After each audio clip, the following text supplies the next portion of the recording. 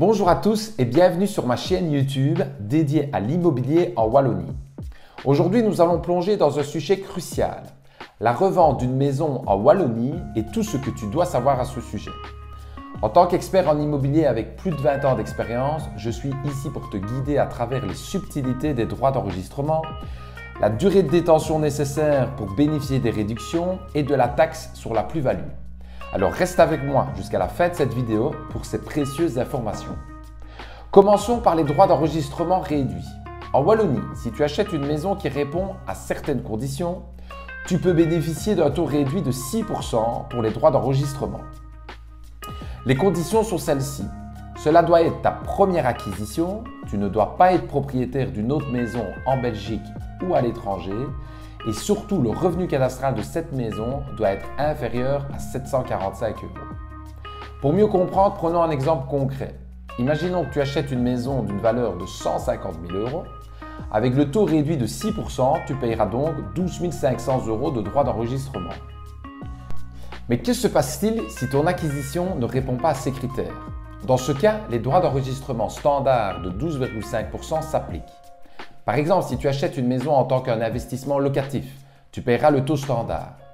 La différence entre les deux taux peut être significative, alors assure-toi de bien comprendre les conditions.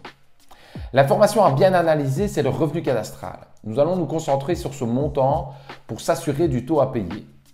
Si le RC est supérieur à 745 €, tu devras payer 12,5 €. Si tu ne vas pas occuper le bien, tu payeras également le prix fort. Petite exception pour les familles nombreuses. Si tu as entre 3 et 4 enfants, tu pourras bénéficier d'un taux réduit si le revenu cadastral que tu veux acheter ne dépasse pas 845 € et jusqu'à 945 € si tu as entre 5 et 6 enfants.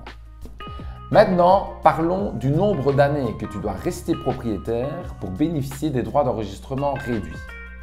Il est nécessaire de se domicilier dans le bien dans les 3 premières années de l'acquisition et de rester propriétaire minimum pendant 3 ans.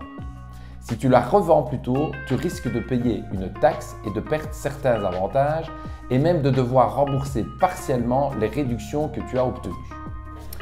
En effet, en cas de revente anticipée, il vaut mieux revendre dans les 2 premières années ou après 3 ans. Je t'explique pourquoi. Dans les 2 premières années, tu vas devoir repayer la différence des droits, c'est-à-dire 6,5%, mais tu vas pouvoir récupérer 3/5 des droits d'enregistrement que tu as perçus.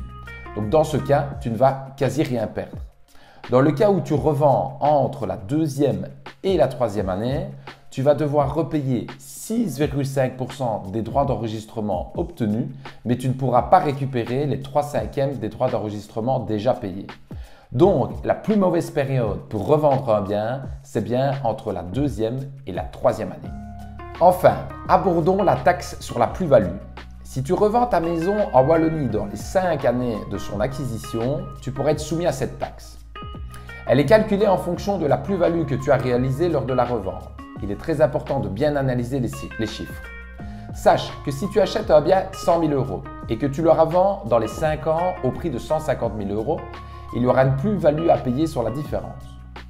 Pour faire un bon calcul, nous allons prendre le montant du prix que tu as payé au vendeur, majoré des frais que tu as réellement payés, comme par exemple les droits d'enregistrement et les frais d'acte. Ces frais peuvent être fixés forfaitairement à 25% du prix d'achat. Ce montant pourra encore être augmenté de 5% pour chaque année entière qui s'est écoulée entre les 2 opérations. Et il peut également être majoré du coût des travaux que tu as supportés, pour autant que ceux-ci ont été réalisés par des entrepreneurs agréés. Ne seront donc pas pris en considération les améliorations que tu as faites toi-même dans le bien, ou si c'est quelqu'un de ta famille, ou si tu as fait appel à une main-d'œuvre de complaisance. La différence entre ce calcul et le prix de revente sera taxée au taux de 16,5%. Je ne vous ai pas encore parlé de l'abattement des frais de notaire. Cet abattement sera octroyé aux primo-acquéreurs. Donc ça veut dire que tu pourras bénéficier d'un abattement des frais de notaire sur les 20 premiers 1 000 € de ton acquisition. Et bonne nouvelle, depuis peu, il y a un abattement des frais de notaire sur les 40 premiers 1 000 € de ton acquisition. C'est-à-dire que sur ce montant-là, tu ne vas pas payer de frais de notaire. Pour plus d'informations, ton notaire se fera un plaisir de te donner un maximum d'infos bien précises à ce sujet. Et voilà, tu es maintenant bien informé sur les conditions de revente d'une maison en Wallonie, les droits d'enregistrement réduits, le droit standard, la durée de détention nécessaire et la plus-value. J'espère que cette vidéo t'a plu. Si tu as des questions, n'hésite pas de les poser en commentaire, de t'abonner à cette chaîne, éventuellement de la partager à certaines personnes qui en auront besoin. Merci d'avoir été avec moi aujourd'hui et à la prochaine!